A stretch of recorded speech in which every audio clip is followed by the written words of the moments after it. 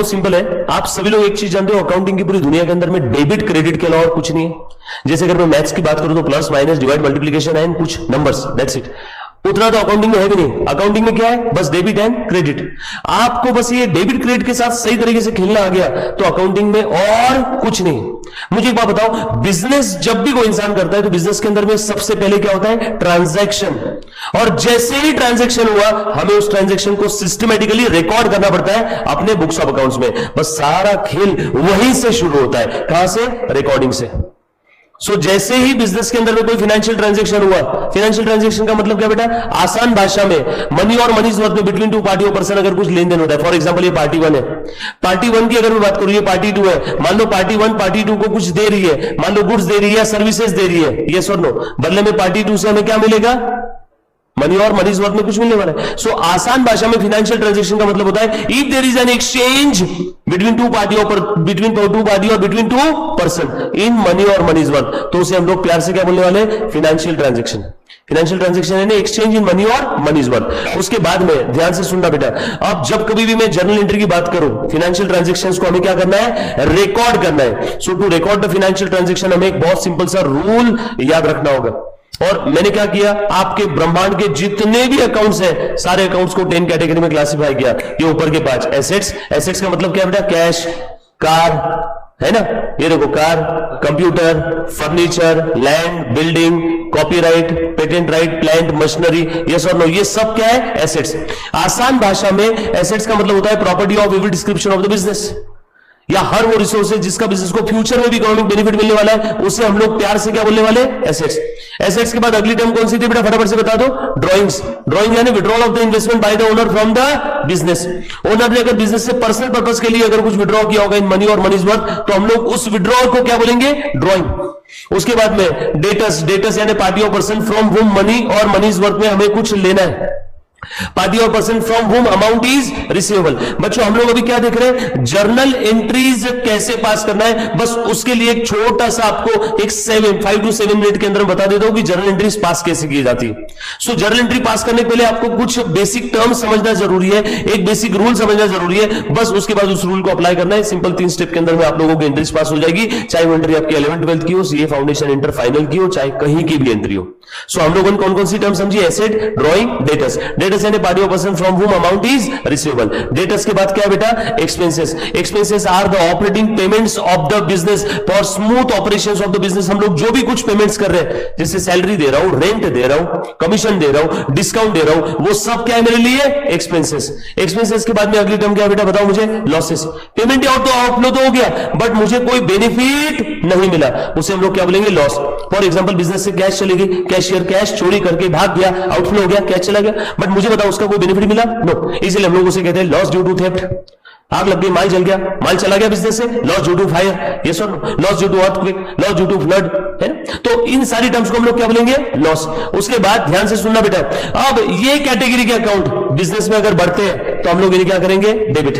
ये कैटेगरी के account business में अगर कम होते हैं तो हम लोग इन्हें क्या करेंगे? क्रेडिट। क्यों ऐसा करेंगे? क्योंकि asset, drawing, debtors, expense, losses, इन सब का हमेशा के लिए डेबिट बैलेंस है।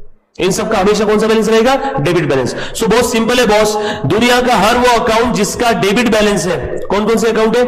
Asset, drawing, debtors, expense, losses, इनका डेबिट बैलेंस है। ये कैटेगरी के अकाउंट अगर बिजनेस में इंक्रीज हो रहे तो डेबिट करो, अगर डिक्रीज हो रहे तो क्रेडिट करो। एसेट के अपोजिट क्या है बेटा? जरा मुझे बताना। लायबिलिटीज। लायबिलिटी का मतलब क्या है? Liabilities are the financial obligations of the business. और क्या ना इससे liability means an amount payable to any third party. Liability के बाद में ड्राइंग के अपोजिट क्या है बच्चों? Capital. Capital is the investment by the owner in the business. Owner का जो कुछ बिजनेस में इन्वेस्टमेंट है उसे हम लोग क्या बोलेंगे? कैपिटल। कैपिटल के बाद में अगली टर्म है बेटा creditors. Creditors are the party और person to home amount is payable. Creditors के बाद आपका आ जाएगा इनकम। एक्सपेंस का opposite income, operating receipts of the business. Income के बाद गेन। विदाउट हार्डवर्क आपको जो कुछ मिल रहा है बैठे बिठाए वो आपके लिए गेन है। गेन और इनकम में फर्क क्या है? इनकम रेगुलर बेसिस पे होता है, गेन रेगुलर बेसिस पे नहीं होता है। Gain irregular, non recurring in nature है। लॉटरी लग गई, बैठे बिठाए प्रॉपर्टी के भाव बढ़ गए, ये सब आप लोगों के लिए क्या है बेटा? गेन। अब ध्यान से सुनना, ये जो नीचे के 5 कैटेगरी के अकाउंट है, कौन से? Liability, capital, creditors, income, gain. ऊपर के 5 है asset, drawing, debtors, expense, losses. Asset के अपोजिट लायबिलिटी, ड्रॉइंग के अपोजिट कैपिटल, डेटर्स के अपोजिट क्रेडिटर्स, एक्सपेंस के अपोजिट इनकम एंड लॉसेस के अपोजिट गेन। ऊपर के 5 कैटेगरी के अकाउंट्स का डेबिट बैलेंस है, वो बढ़ते हैं तो डेबिट करना है, कम होते हैं तो क्रेडिट करना है। बताओ नीचे के 5 कैटेगरी के अकाउंट्स का कौन सा बैलेंस रहेगा? Credit balance. देखो इनका कौन सा बैलेंस? Credit balance. ये बढ़ते हैं तो क्रेडिट करो, कम होते हैं तो डेबिट करो। ये बात समझ में आई? क्यों क्यों? क्योंकि इनका क्रेडिट बैलेंस है। ये बात समझ में आई क्या सभी को? यहां तक किसी बच्चे को अगर कोई दिक्कत, डाउट, समस्या, आपत्ति तो प्लीज एक बार पूछो। पूरे अकाउंट्स का ब्रह्मांड इसी एक रूल के अंदर में बेटा। सो बहुत सिंपल सा रूल है, assets, drawing, debtors, expense and losses, these accounts are always having debit balance and liabilities, capital, creditors, income, gains are always having credit balance. So rule बहुत सिंपल है, डेबिट बैलेंस वाला account अगर बढ़ रहा है तो debit करना है, अपोजिट कम हो रहा है तो क्रेडिट करना है। And credit balance account if further increase will be credited, if decrease will be debited. Yes or no? थोड़ा सा हम लोग इस रूल को अप्लाई करके देखते हैं प्रैक्टिकली, जरा समझना बेटा। एसेट्स के अपोजिट आपकी लायबिलिटी है, ड्रॉइंग के अपोजिट आप लोगों का कैपिटल है, डेटर्स के अपोजिट आप लोगों का क्रेडिटर्स है, दिख रहा है बेटा सभी को? एक्सपेंस के अपोजिट आप लोगों का इनकम हो जाएगा, yes or no? And losses के अपोजिट आपका क्या हो जाएगा?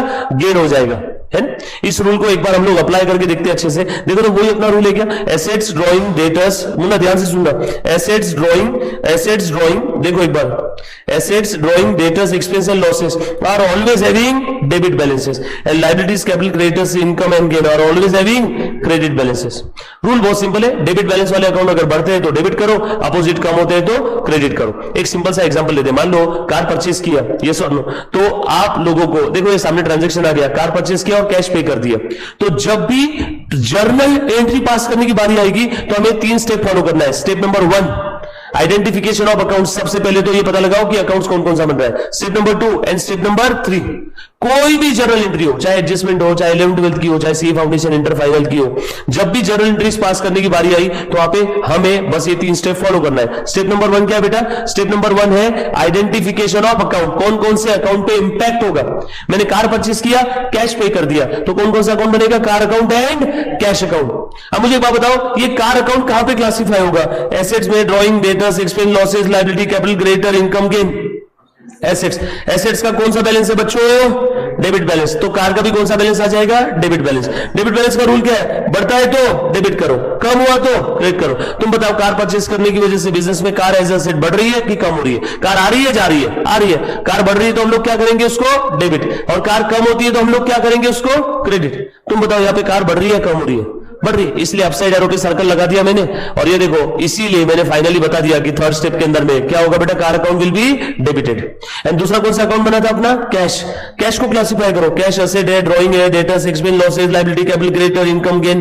कैश क्या है? Again asset. एसेट का कौन सा बैलेंस रहेगा बच्चों? कैश अकाउंट ये एसेट है, एसेट का डेबिट बैलेंस। अगर रूल बढ़ रहा है तो डेबिट करो, कम हुआ तो क्रेडिट करो। देखो, कैश बढ़ रही है तो डेबिट, कैश कम हो रही है तो क्रेडिट। अब तुम बताओ, यहां पे इस ट्रांजैक्शन की वजह से कैश बढ़ रही है कि कम हो रही है?